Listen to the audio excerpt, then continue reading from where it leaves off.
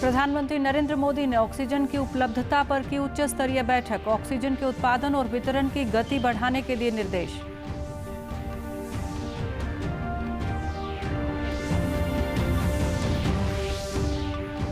मुख्यमंत्री मनोहर लाल ने कहा, प्रदेश में ऑक्सीजन की कोई कमी नहीं। चिकित्सक के परामर्श के बिना नहीं मिलेंगे रेमडेसिविर इंजेक्शन।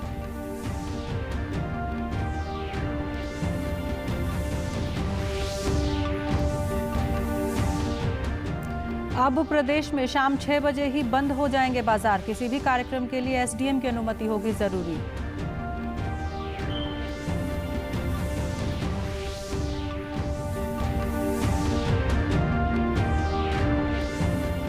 और हिसार के अनाज मंडी में गेहूं की खरीद जारी। न्यूनतम समर्थन मूल्य पर फसल बिकने से किसान खुश। नमस्कार, मैं मंजू सिंधु और अब खबरें विस्तार से। प्रधानमंत्री नरेंद्र मोदी ने आज ऑक्सीजन की उपलब्धता पर उच्च स्तरीय बैठक की। बैठक में ऑक्सीजन की उपलब्धता को बढ़ाने के तरीकों और साधनों पर चर्चा की गई। अधिकारियों ने पीएम को पिछले कुछ सप्ताह में ऑक्सीजन की आपूर्ति के लिए किए गए प्रयासों के बारे में जानकारी दी। प्रधानमंत्री ने कई पहलुओं पर तेजी से काम करने की आवश्यकता पर जोर दिया। बैठक में प्रधानमंत्री ने ऑक्सीजन के उत्पादन और वितरण की गति बढ़ाने पर जोर देते हुए राज्यों में ऑक्सीजन की आपूर्ति सुचारू और निर्बाध तरीके से करने के निर्देश दिए। उन्होंने राज्यों को जमाखोरी से बचने पर बल दिया।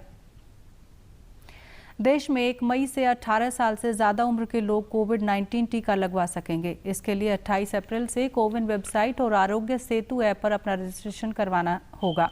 इसके लिए लगभग सभी राज्यों ने अपनी तैयारियां शुरू कर दी हैं। मुख्यमंत्री मनोहर लाल ने प्रदेश के सभी अस्पतालों में ऑक्सीजन की पर्याप्त व्यवस्था समय से करने और रेमडेसिविर इंजेक्शन चिकित्सक के परामर्श के बिना न दिए जाने के निर्देश दिए हैं। मुख्यमंत्री विभिन्न विभागों के वरिष्ठ अधिकारियों एवं वीडियो कॉन्फ्रेंसिंग से जुड़े जिला उपायुक्तों की बैठक की अध्यक्षता कर रहे थे। उन्होंने कोविड-19 महामारी की प्रदेश में स्थिति, खरीद एवं उठान और जल शक्ति मिशन की समीक्षा की। मुख्यमंत्री ने कहा कि प्रदेश में ऑक्सीजन की कोई कमी नहीं है। उन्होंने प्रदेश के लिए आवंटित ऑक्सीजन की आपूर्ति और इसका वितरण सही ढंग और नियमित रूप से करने के लिए एक हेल्पलाइन नंबर भी जारी करने को कहा, ताकि अस्पताल किसी भी आपातकाल के समय उक्त नंबर पर संपर्क कर सकें। मुख्यमंत्री ने निजी अस्पतालों में कोविड मरीजों के लिए 50% बेड आरक्षित करने के लिए भी कहा। बैठक में मुख्यमंत्री ने सभी जिला उपायुक्तों से गेहूं की खरीद और मंडियों में उठान की स्थिति और समस्याओं के बारे में भी जाना। मुख्यमंत्री ने जल शक्ति मिशन की समीक्षा के दौरान इस योजना के लिए जिला स्तर पर नोडल ऑफिसर लगाने के निर्देश दिए। प्रदेश के गृह मंत्री अनिल विज ने कहा है कि प्रदेश में कल से नाइट कर्फ्यू का समय बढ़ा दिया गया है। इसके तहत बाजार शाम 6 बजे ही बंद हो जाएंगे। एक ट्वीट संदेश में उन्होंने कहा कि गैर जरूरी जगहों पर भीड़ की अनुमति नहीं होगी। इसके अलावा एसडीएम की अनुमति के बिना कोई भी कार्यक्रम नहीं किया जा सकेगा। फरीदाबाद के civil surgeon doctor Randeep Singh Punia ने कहा है कि जिले में ऑक्सीजन की कोई कमी नहीं है, इसलिए किसी को घबराने की जरूरत नहीं है। उन्होंने बताया कि जिले में पहले से ही 4 सेंटर्स में 100 ऑक्सीजन बेड उपलब्ध हैं। इसके अलावा 1000 ऑक्सीजन सिलेंडर उपलब्ध हैं। उन्होंने बताया कि टेस्टिंग बढ़ाने के लिए सरकारी अस्पताल में RT-PCR टेस्ट लैब बनाई जा रही है, जो जल्द ही शुरू हो जाएगी। ऑक्सीजन बेड हैं, जिस भी व्यक्ति को ऑक्सीजन तक की ज़रूरत है वो इनका लाभ उठा सकता है। उसको किसी अस्पताल या किसी और आईसीयू की ज़रूरत नहीं होती है, उनको इधर उधर भटकने की ज़रूरत नहीं है। इसके अलावा हमारा पीके हॉस्पिटल है, इसमें 40 बेड हमने तैयार कर दिए हैं। ESIC मेडिकल कॉलेज जो है हमारा डेडिकेटेड कोविड हॉस्पिटल है, वहाँ भी हमारे 500 बेड हैं। इसलिए जिस भी व्यक्ति को ज़रूरत है वो जाए, परंतु अननेसेसरी अस्पताल के चक्कर ना लगाए। कोई कम नहीं है हमारे पास। पिछली बार हमने नवंबर में 1000 सिलेंडर के आसपास खरीदे थे और डेडिकेटेड कोविड केयर सेंटर्स जो हैं इन्हीं के लिए खरीदे थे। आज भी हमारे पास सभी भरे हुए हैं। डॉक्टर पुनिया ने बताया कि प्रदेश सरकार प्रत्येक जिले में मांग के अनुसार ऑक्सीजन उपलब्ध करवाती है। फरीदाबाद में जिला उपायुक्त इसके कोऑर्डिनेटर हैं और जिस भी अस्पताल को ऑक्सीजन की जरूरत होती है वो अपनी मांग भेज सकता है। सेंट्रल गवर्नमेंट के द्वारा अलॉट हरियाणा सरकार को होती है। हरियाणा सरकार जिला वाइज अलॉट करती है, तो जो अलॉटमेंट है वो हमारा प्रॉपर है जिले का। उपायुक्त महोदया ने निर्देश सीनियर ड्रग कंट्रोल ऑफिसर को दे दिए हैं, वो इसके कोऑर्डिनेटिंग ऑफिसर हैं। जिस भी अस्पताल को ऑक्सीजन चाहिए वो अपनी डिमांड पहले दिन उनको भेजें, दूसरे दिन, ताकि उनको समय पे जो मामला मिल था सके। देश में कोरोना महामारी के चलते सामने आए विभिन्न मुद्दों पर एम्स के निदेशक डॉक्टर रणदीप गुलेरिया, नारायणा हेल्थ के चेयरमैन डॉक्टर देवी प्रसाद सेट्टी और मेदांता अस्पताल के डॉक्टर नरेश त्रेहन ने विचार विमर्श किया है। रेमडेसिविर इंजेक्शन को लेकर पूरे देश में असमंजस की स्थिति है, जिसे लेकर तीनों चिकित्सकों ने कहा कि कोरोना मरीजों के छोटे हिस्से को ही इसकी जरूरत है। इसके अलावा उन्होंने ऑक्सीजन के सही उपयोग और लक्षण होने पर जांच जरूर करवाने पर बल दिया। डॉक्टर गुलेरिया ने कहा कि रेमडेसिविर कोई जादुई दवा नहीं है, बल्कि ये अस्पताल में मरीज के ठहरने की अवधि को सिर्फ कम करती है। आमतौर पर सर्दी में हम पैरासीटामोल और शरीर में पानी की उचित मात्रा रखकर उसको ठीक कर सकते हैं। ऐसा कोई आंकड़ा नहीं है जो ये दर्शाता है कि बीमारी के आम लक्षणों में रेमडेसिविर असरदार है।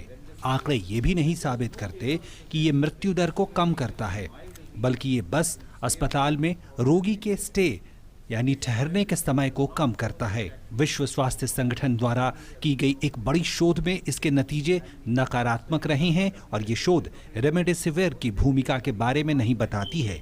हमें ये ध्यान में रखना होगा कि ये कोई जादुई दवा नहीं है। डॉक्टर त्रेहन ने लोगों से अपील करते हुए कहा कि अगर कोई व्यक्ति संक्रमित होता है तो वो हड़बड़ी में अस्पताल का रुख न करे, बल्कि चिकित्सक की राय पर ही उसे अस्पताल जाना चाहिए। दुनिया के किसी भी देश में ऑक्सीजन की बहुतायत मात्रा एक उत्पाद के रूप में मौजूद होती है। आज हमारे पास पर्याप्त मात्रा में ऑक्सीजन मौजूद है। अगर हम इसका उचित रूप से इस्तेमाल करें, हम ऑक्सीजन को बर्बाद नहीं करना चाहते हैं। इसलिए ऑक्सीजन के लिए पालन किए जाने वाले प्रोटोकॉल और मरीजों की जरूरत को देखते हुए ऑक्सीजन की मात्रा की आवश्यकता का पालन हो। एक तथ्य इस बारे में जनता को बताना चाहूंगा कि अगर आपको इसकी आवश्यकता नहीं है तो बस एक सुरक्षा कवच के रूप में इसका उपयोग न करें। अगर आप इसका इस्तेमाल नहीं कर रहे हैं और टहल रहे हैं तो ऑक्सीजन की आपूर्ति के स्विच को बंद कर दें। डॉक्टर शेट्टी ने कहा कि जब भी मरीज में कोरोना का कोई लक्षण दिखे तो उसे तुरंत ही कोविड जांच करानी चाहिए। मेरा सभी के लिए खास संदेश है कि अगर आप में कोई लक्षण जैसे शरीर में दर्द, बुखार, जुकाम, खांसी, डायरिया और उल्टी कुछ भी हो तो आप अपना कोविड का टेस्ट कराएं। ये एक बहुत जरूरी चीज है जो तुम्हें करनी है।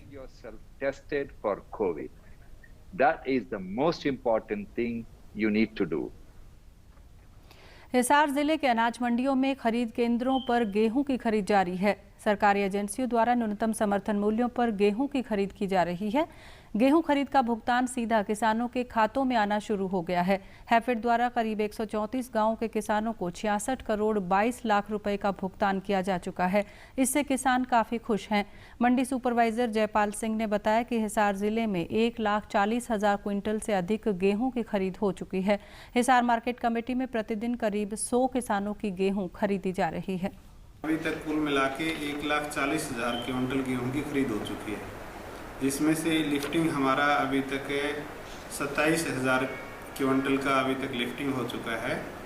और हमारे पास अभी उन किसानों का खरीद किया जा रहा है जिनका schedule Haryana state agriculture marketing board की तरफ से हमारे प्रतिदिन किसानों का जिनका दिया जा रहा है। अनाज मंडी में गेहूं की फसल बेचने आए किसानों ने बताया कि विभिन्न एजेंसियों द्वारा न्यूनतम समर्थन मूल्य पर गेहूं खरीदी जा रही है। उन्हें फसल बेचने में किसी प्रकार की कोई समस्या नहीं आ रही है। 2 किलो कणक लेके आ रहा हूँ मैं यहाँ पे मंडी में, और सरकारी रेट पे बिकन लग रही है, कोई दिक्कत को नहीं। आंदा है खाली होगी, मान तो कोई दिक्कत को नहीं आई। 1 किलो ही गेहूँ लेके आए हैं। हाँ, मंडी में गेहूँ ले आए हैं, किसी प्रकार की कोई दिक्कत नहीं आई। रजिस्ट्रेशन करवा रखा था गेहूँ का और मैसेज आ गया था, वो गेहूँ गिरने आ गए हैं। कोई दिक्कत नहीं है अभी तक तो। राफेल लड़ाकू विमानों की 5वीं खेप फ्रांस से भारत पहुंच चुकी है। इस खेप में 4 राफेल लड़ाकू विमान हैं। इस खेप को वायुसेना प्रमुख RKS भदौरिया ने कल सुबह फ्रांस से रवाना किया था।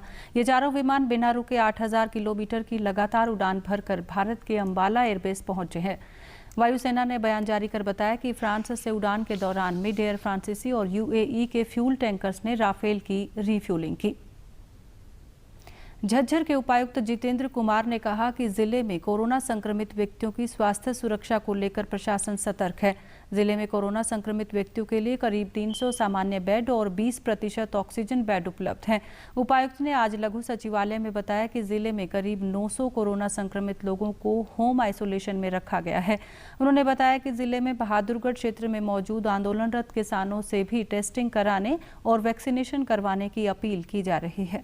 इस वक्त हमारे करीबन 950 केस हैं जो एक्टिव केसेस हैं और बेड्स की हमारे पास कोई कमी नहीं है। करीबन 300 बेड तो इस वक्त भी हमारे पास खाली हैं। 20% ऑक्सीजन बेड्स भी खाली हैं।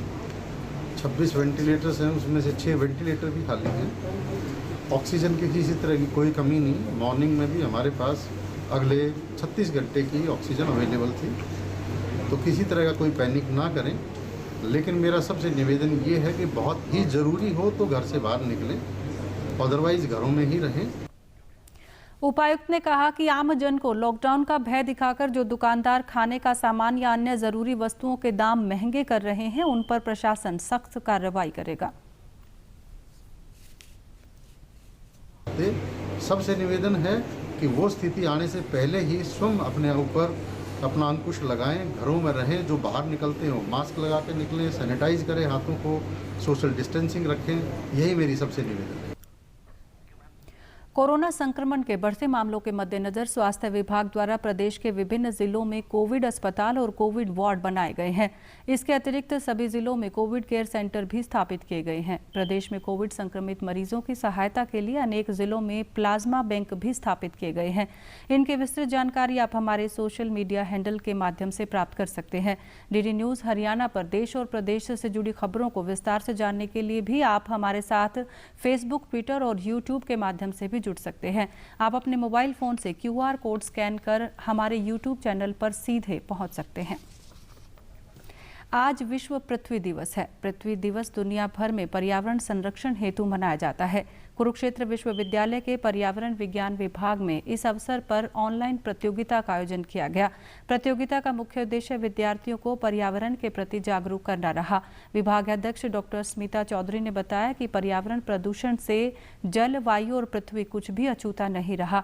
इससे पूरा इकोसिस्टम प्रभावित हो गया है। जलवायु परिवर्तन के लिए हमें लगातार प्रयास करने की जरूरत है। इन विशेष प्रयासों के लिए समाज और युवा वर्ग को जागरूक करना बहुत जरूरी है। इस दिन का ये होता है कि पब्लिक को एजुकेट करें, अवेयरनेस करें, उनको उनमें मतलब ये अवेयरनेस रखें कि वो हार्मनी रखें नेचर के साथ। जिला महेंद्रगढ़ में अब तक 1,07,000 से भी अधिक लोगों को कोविड-19 वैक्सीन लगाई जा चुकी है। नारनौल के सरकारी अस्पताल में वैक्सीन लगवाने के लिए लोगों में उत्साह है। टीकाकरण के नोडल अधिकारी डॉक्टर नरेंद्र कुमार ने बताया कि लोगों में वैक्सीन लगवाने के लिए जागरूकता आ रही है। वहीं medical officer doctor Rajesh Kumar के अनुसार सिविल अस्पताल में कोरोना की गंभीर स्थिति वाले मरीजों के लिए 6 वेंटिलेटर बेड वाला ICU वार्ड तैयार किया गया है। इसके अलावा गांव पटीकरा के आयुर्वेदिक अस्पताल में भी स्पेशल वार्ड बनाया गया है। जैसा कि 16 जनवरी से ही वैक्सीनेशन की स्टार्ट हो गई थी, तो अब तक हमारे पूरे महेंद्रगढ़ ज़िले में 1,07,000 से ज़्यादा लोगों ने वैक्सीनेशन लगवाई है। और मैं सभी से ये अपील भी करता हूँ कि जैसे जैसे हमारे कोरोना के केसेस बढ़ रहे हैं, तो बचाव के रूप में सभी कोविड की वैक्सीन जो है वो ज़रूर लगाएं। हमारा एक कोविड हेल्थ सेंटर है पटीकरा में, जो हॉस्पिटलाइज जो पेशेंट्स हॉस्पिटलाइजेशन को चाहिए तो उनको कोविड हेल्थ सेंटर में रखते हैं। और कोई क्रिटिकली इल पेशेंट आता है तो उसके लिए भी हमारे पास पूरा इंतजाम है। हमारे पास 6 ये ICU के बेड्स हैं, इसमें वेंटिलेटर भी है। तो कोविड का अगर कोई क्रिटिकली इल पेशेंट भी आता है तो वो पटीकरा से भी यहाँ रेफर हो सकता है, या सीधे भी कोई आता है तो हम उसका इलाज करने में पूरा सक्षम हैं। वैक्सीन लगवाने आए लोगों ने बताया कि उन्हें वैक्सीन लगवाते समय कोई परेशानी नहीं हुई। टीकाकरण से ही इस महामारी को खत्म किया जा सकता है। मैंने कोरोना वैक्सीन का पहले टीका लगवाया। सभी को लगवाना चाहिए। ये कोरोना से जंग में हमारी लड़ाई है। अंत में इस बुलेटिन के मुख्य समाचार एक बार फिर।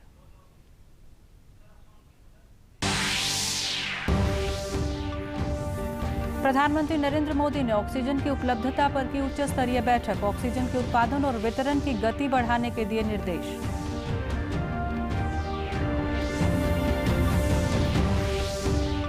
मुख्यमंत्री मनोहर लाल ने कहा, प्रदेश में ऑक्सीजन की कोई कमी नहीं, चिकित्सक के परामर्श के बिना नहीं मिलेंगे रेमडेसिविर इंजेक्शन।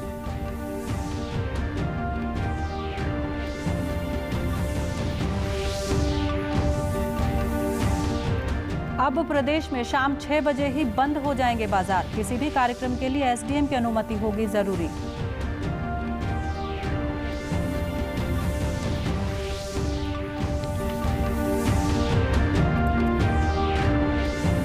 और हिसार के अनाज मंडी में गेहूं की खरीद जारी, न्यूनतम समर्थन मूल्य पर फसल बिकने से किसान खुश। सभी दर्शकों से अपील है कि कोरोना संबंधी सुरक्षा के सभी उपायों का पालन करें और 45 वर्ष से अधिक आयु के सभी लोग बेहिचक टीका लगवाएं। आप भी हमारे साथ सुरक्षा और बचाव के 3 आसान एहतियाती उपायों का संकल्प लें। 2 गज की दूरी बनाए रखें, हाथ बार बार धोएं और घर से बाहर मास्क हमेशा पहनें। नमस्कार।